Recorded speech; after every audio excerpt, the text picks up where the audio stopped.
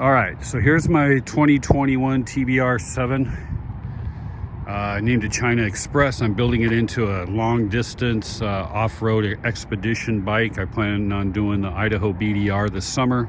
That'll be about 2,000 miles total. And then going up to Inuvik, Northwest Territories, 2023.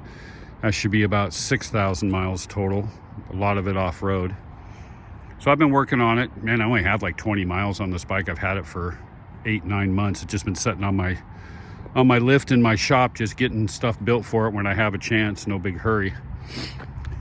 But here it is at about 75%. I'll tell you what I still have planned for it. So anyway, my thought was I'm going to buy the cheapest Chinese 250 dual sport. And I'm going to try to keep the cost down as much as possible and see how reliable and how far I can go with this bike. Right now, I'm into it with the price of the bike and everything on it, about 1,800 bucks. So my goal is to keep it under 25, and I should be way under that because it's 90% done right now. So let's start in the back. I've got this 1.5 gallon fuel tank, extra can. And it's mounted to a KLR top plate from Happy Trails that I happen to have. I just bolted it on to the rack in this. I took the helmet lock off of the frame of the bike and put it back here. It's much easier to hang a helmet right there.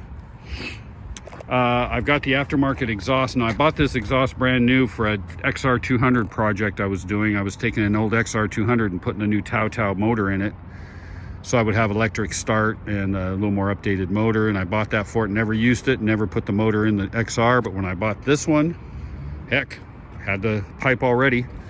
Clears the airbox just fine, just had to drill an extra hole right here and slot the flange, and that's it. Otherwise it fit just great. Oh, and I had to bend down the clutch arm a little bit because it hit it, but that was no big deal. So I'm still running the stock tires until they wear out because I don't want to put on expensive adventure tires just to rack up some miles. Aftermarket pegs that needed to be modified a little bit, so I ground them down a little. I ground the mounts down a little, made them fit.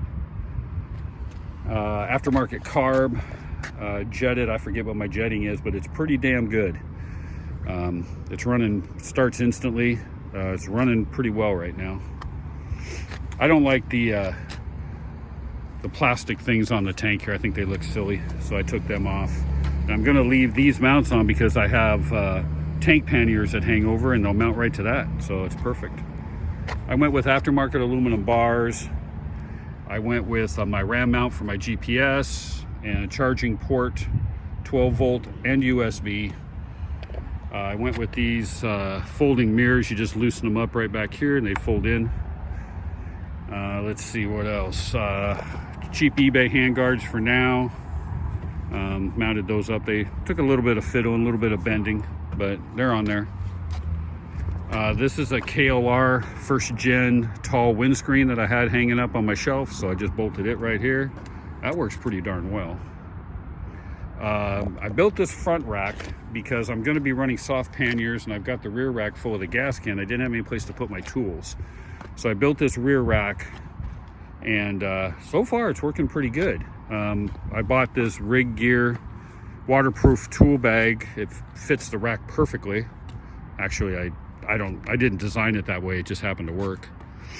And it's got a tool roll inside.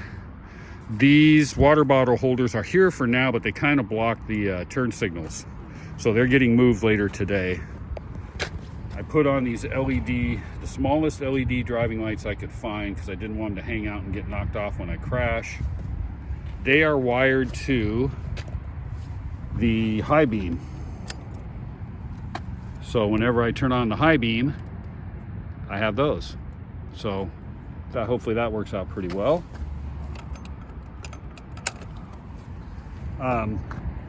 Still run, like I said, stock tires. I have about 10 sets of old fork springs from different bikes over the years that I'm going to see if I have a better set than what's in here. I've got a fork brace off an old Cruiser that I'm going to modify and put on the fork brace, because these little forks, man, even going on the road I can feel them twisting. I took the stock shifter and an IMS XR shifter I had, and I cut and welded and got that just the right bend. So now I have a folding shifter that fits my foot perfect. This is for a battery tender, but I have my 12-volt accessory up there plugged into it. So I just unplug it and I plug in the battery tender. It's got a new starter. The stock starter crapped out with 0 miles on it, but I'd had the bike for like 8 months, so I couldn't do a warranty deal. But you know, new starter's only what, 29 bucks, 39 bucks. That was easy. I cut and shortened the kickstand 3/4 of an inch because the bike sat straight up and down. Let's see what else. Yeah, that's pretty much it. Oh,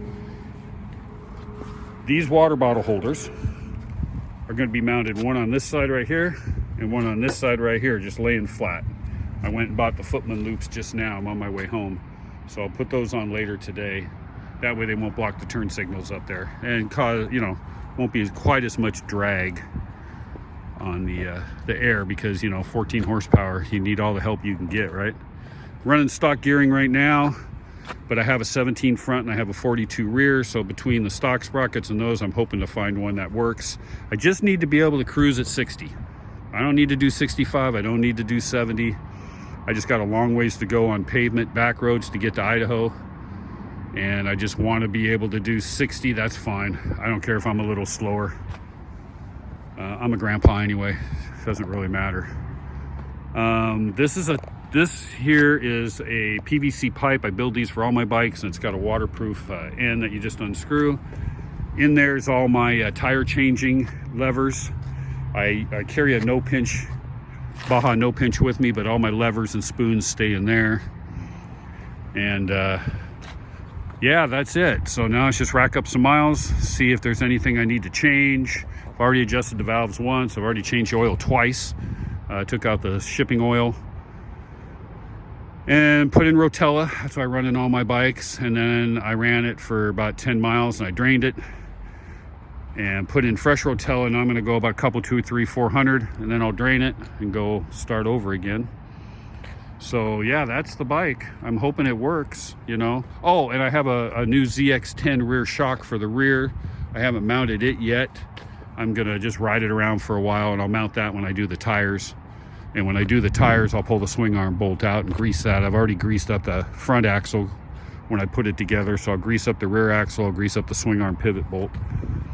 Get those all greased up. Check the bearings. If I need to replace them, I'll put in bearings. If not, I'll just see if I can grease them. That's it. That's where this bike's heading. And if for some reason I get it all built and it just doesn't work the way I want it, no big deal. It'll just be my dual sport, and I will ride my brand new Euro gear up 2-wheel drive sidecar rig up to the Idaho BDR and up through the Northwest Territories.